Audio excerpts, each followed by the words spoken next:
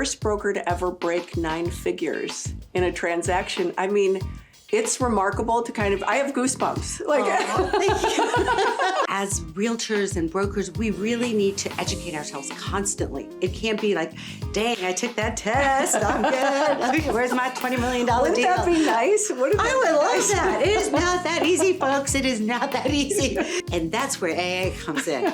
Use it, use it, use it, because there's so much data. We're never going to be experts in everything. So you have a complex situation, use AI, fact check it. I want to be your quarterback in all your real estate deals. I don't care if the property is $200,000 or $200 million.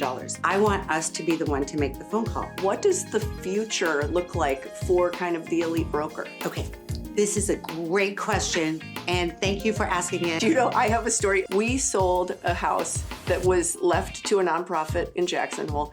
It had a life estate to the cat. Oh my goodness, and they have 9 lives. Okay, go on. That's it. We were like, this thing is never gonna die. What do you think the future definition of luxury is? The younger generation, they want nothing to do with it. They don't even want labels anymore. Like this alpha generation. Oh, yeah. Idiots, but anyway, no. I still like my fancy, yeah. Luxury is not anything you flaunt. It's your own thing. It's something you have in your heart. It's how you feel. Luxury is what brings you joy. I love that. Hi, this is Asha Saxena. I'm a tech entrepreneur, professor at Columbia University, a best-selling author for The AI Factor and The Digital Human Advantage. I'm Julie Foppel, CEO and founder of Realm Global, a community for the most elite real estate professionals in the world. So this podcast is going to touch upon artificial intelligence and luxury. But most importantly, it's going to talk about how it's redefining luxury in today's day and age. I'm so excited to learn more about how we protect our most precious assets, our relationships, using technology and artificial intelligence. Really think about the culture and, most importantly, the human potential. I welcome you all to continue listening and participating. Welcome to Intelligent Luxury. They were going to give me my own TV show in LA called Queen of the Hills. And we did the pilot and everything, and my kids begged me not to do it. And it was my training younger agents on how to be a good agent. Queen of the Hills. Yeah. I love that. And I think that's how we should kick off this episode. Catherine Bassick, welcome to Intelligent Luxury. You are truly, a queen of the hills in more ways than one. Trust and estates expert, legendary real estate broker, first broker to ever break 9 figures in a transaction. It's remarkable to I have goosebumps. Thank you. So you'll pardon me if I fangirl for just a minute. Oh my God. You are so kind. Yeah, I was going to use that as my password for a time, but I decided not to. The 9-figure deal.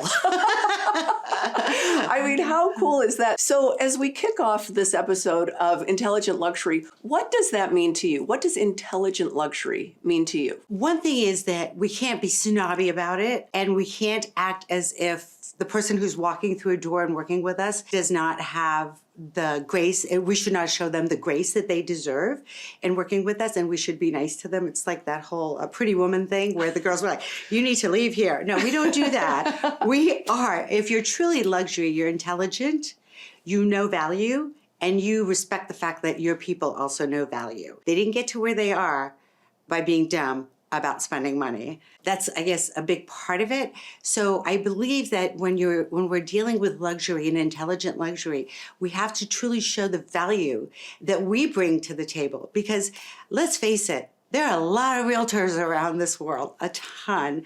And a lot of them, I think there was a report that's 92% did not sell a single house 2 years ago. Yeah.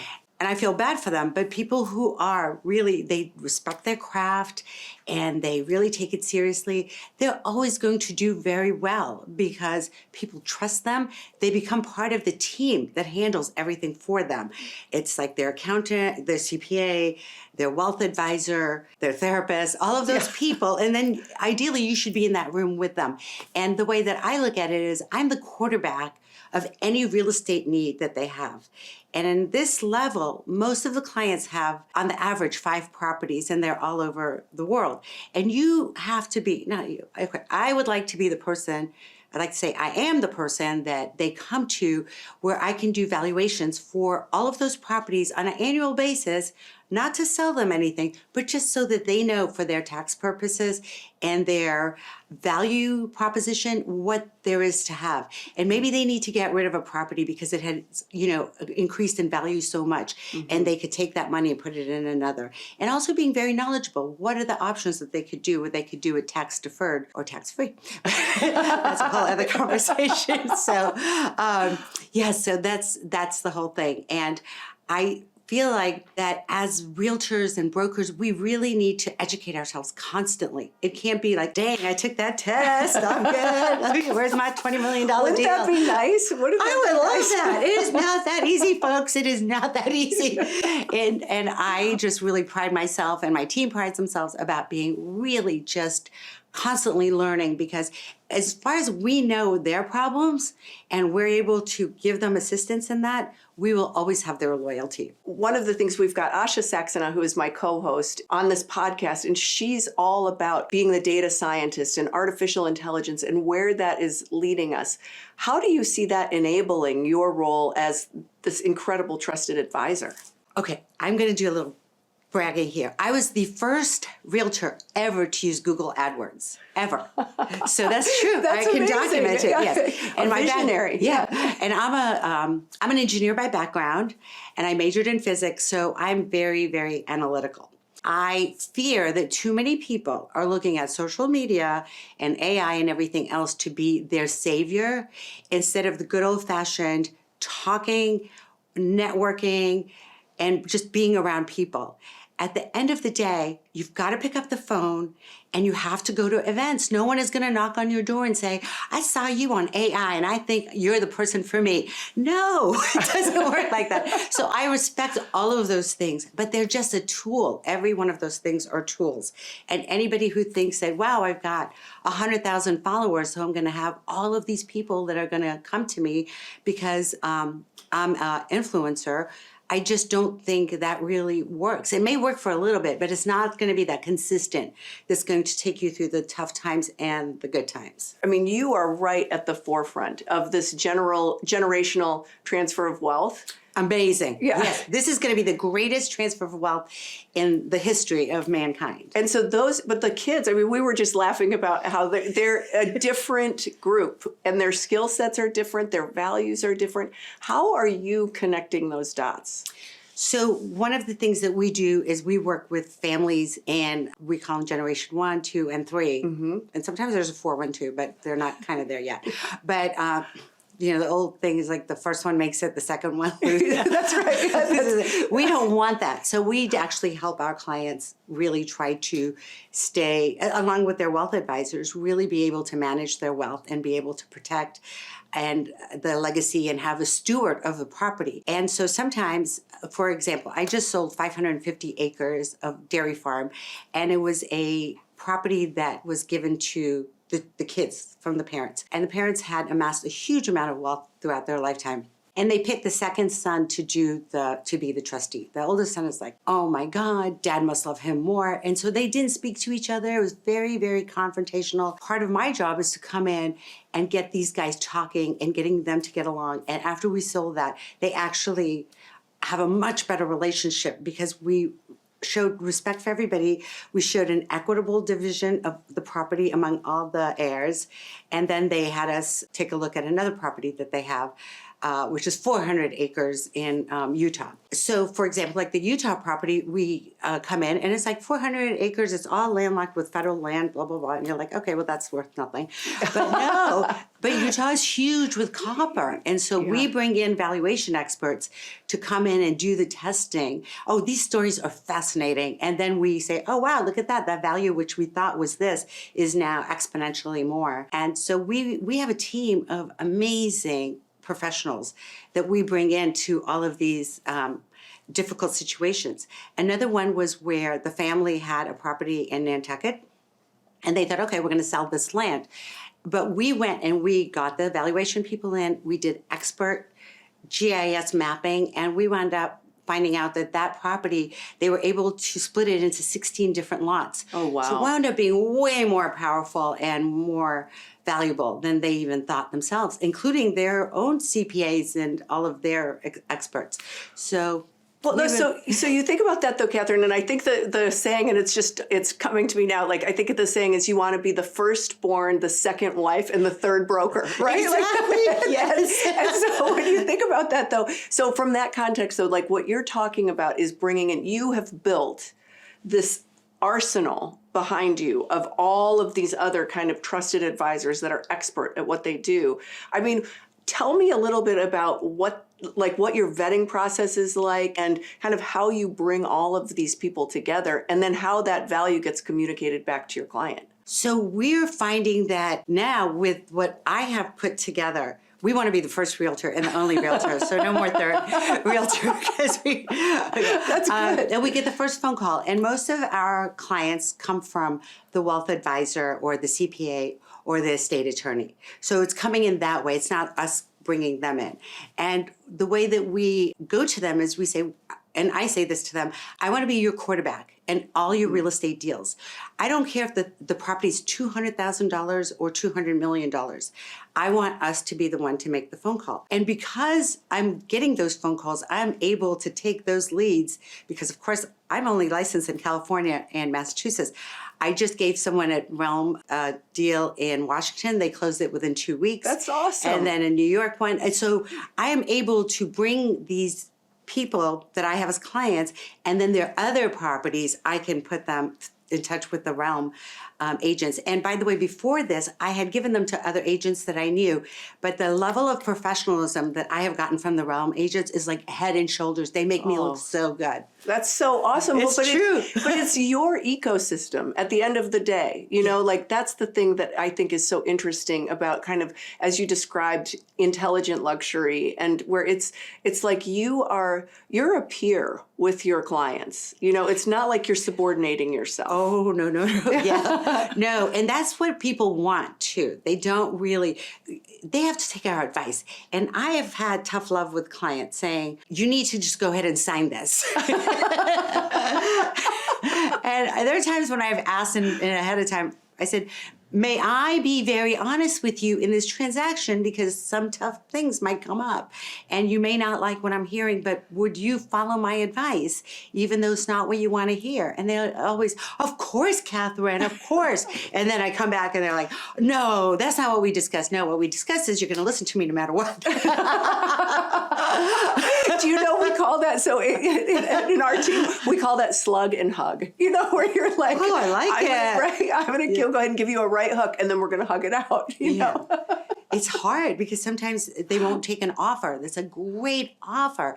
And then 3 months later, the property's still sitting there. And then they're like, oh, I don't know what's going on. Well, I gave you a phenomenal offer, but you chose not to take it. And then they say, oh, I'm so sorry. But the cool thing is these people have many properties, so it's not a one and done. So we're able to go ahead and show our value through many transactions, not like a one and done thing. That's it. Well, it's so, I mean, you are so far from one and done. I mean, look at, you've set this trajectory as kind of being a trailblazer and being somebody that has kind of always leveled up the industry. So as we look at, you know, again, going back to the kind of this podcast and really capturing the essence of intelligent luxury, what does the future look like for kind of the elite broker? Okay, this is a great question. And thank you for asking it. And it should be asked all the time from everywhere that people are talking. There used to be stockbrokers. We call up our stockbroker, they do whatever, and we paid them hundreds of dollars, right, for the transaction, and then they did it. And so they're gone. They're now wealth advisors, the ones who made it and the ones who are successful. They're wealth advisors. The real estate industry cannot continue the way it is now. The client has too much information in their hands. So we have to be able to bring something to the table that they don't have. And what is that? That is information.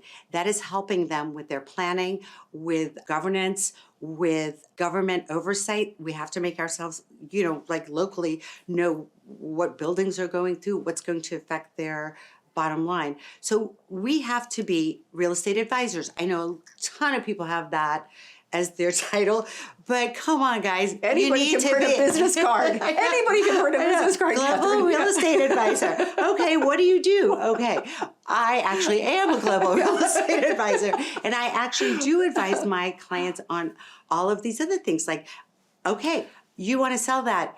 What are you going to do with the money? Oh, I'm going to give it to charity. I have a good idea. Don't pay your capital gains taxes on that. Let's locate the charity. We're going to take this property. We're going to put it into a 501c trust.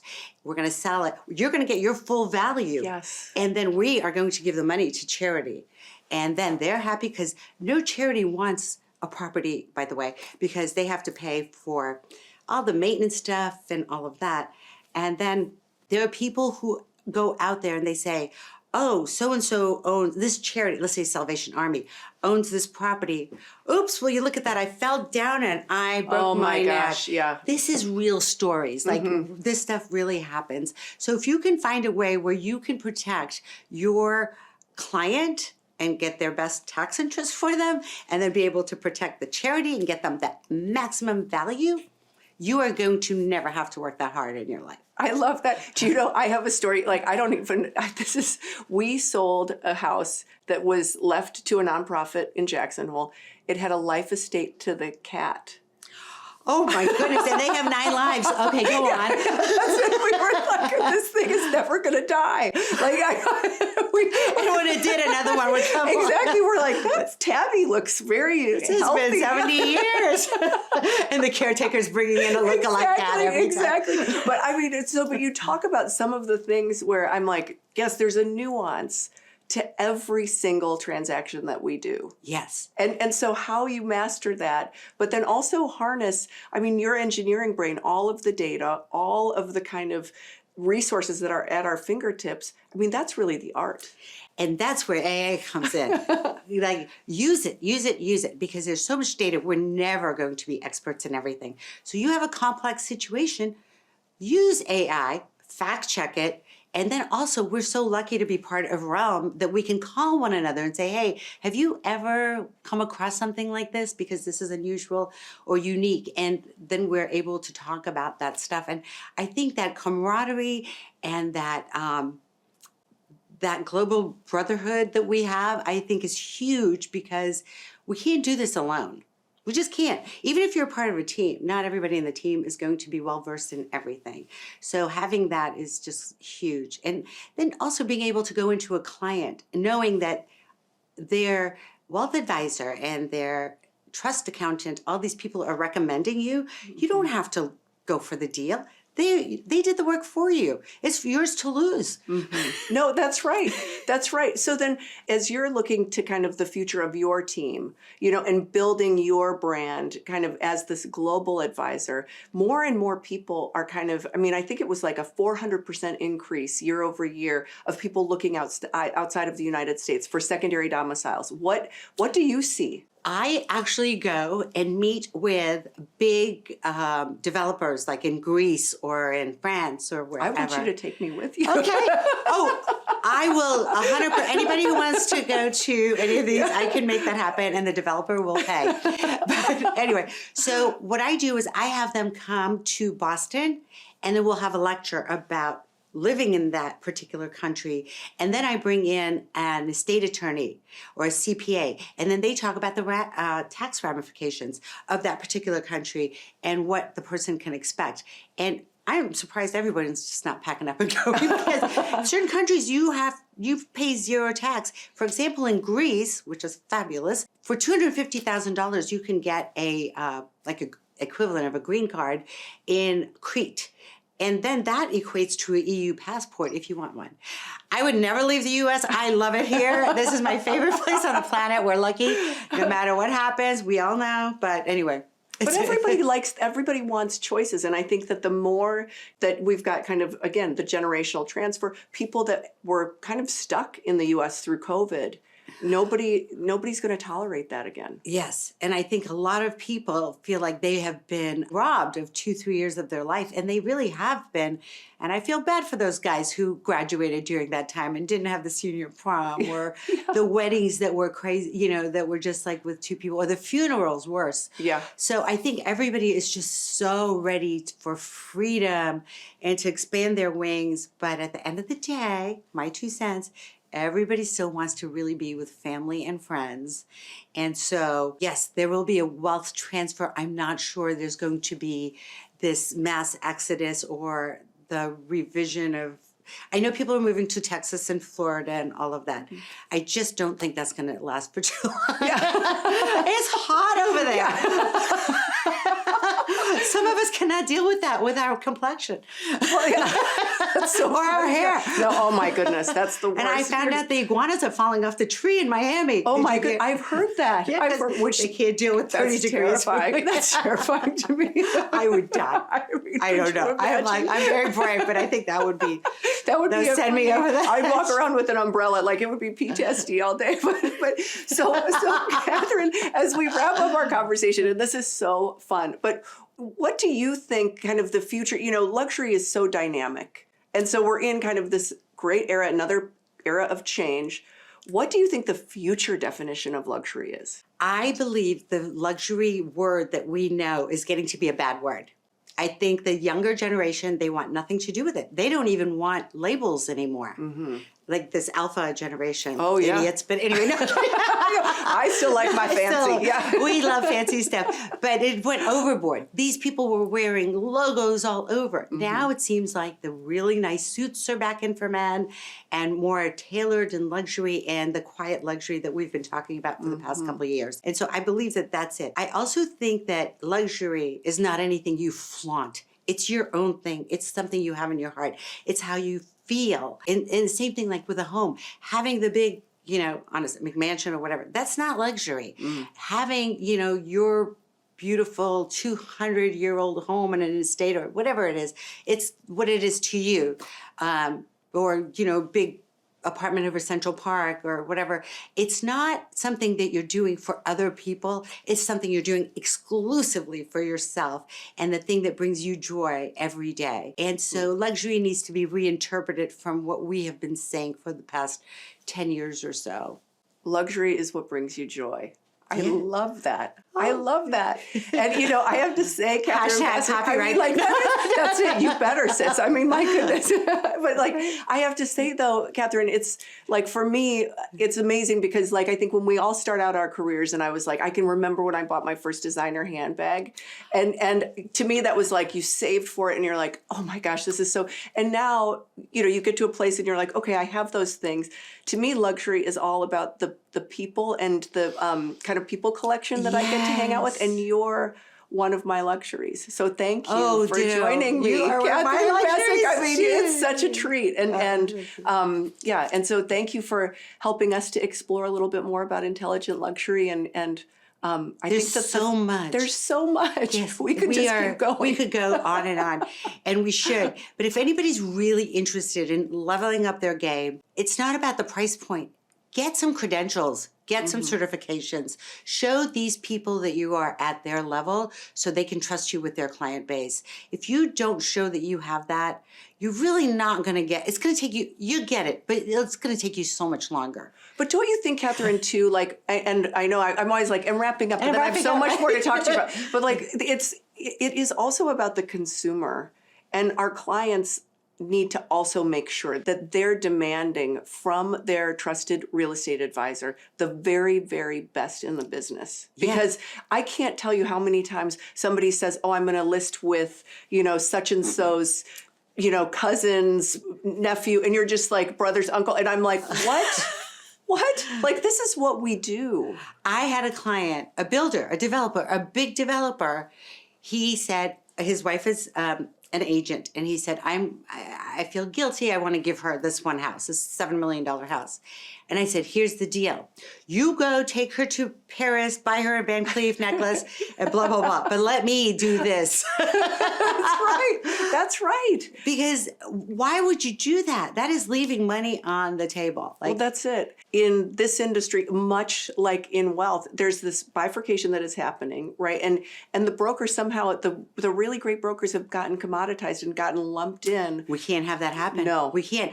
And there are people who tell me things like, oh, you're a realtor, da, da, da. I sold the first house over $100 million in the history of the United States, $108 million.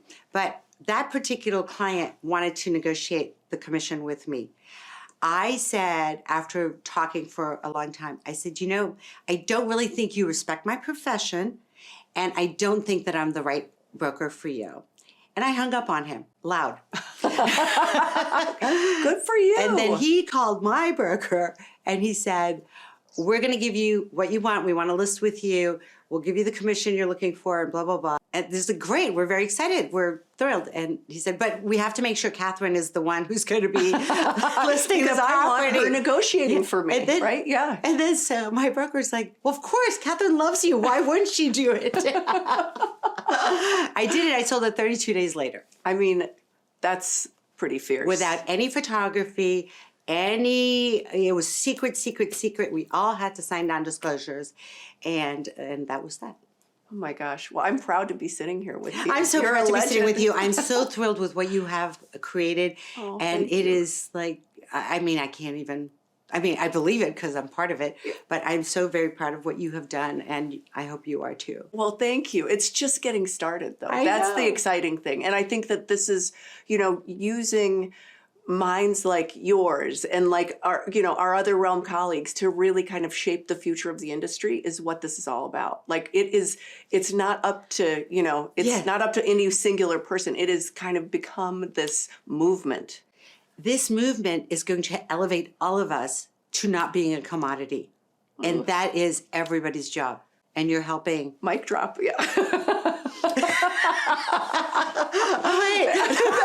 That's it. Oh, well, Catherine Bassick, thank you so much. Oh, thank you so much. Yes, for helping to shape the future of intelligent luxury. Oh, thank you for having me here. I'm so excited to talk to you. It's so easy. I love it. Thank you for joining us for another episode of Intelligent Luxury. Asha and I are delighted to continue on this journey with you as we continue to unpack the soul of the transaction and the intelligence of the technology. At its best, luxury is intentional. So are the ideas you choose to engage with. If this episode inspires you or informs you, continue watching, continue listening, continue learning, and be on the path of growth. Thank you for listening. This is Intelligent Luxury.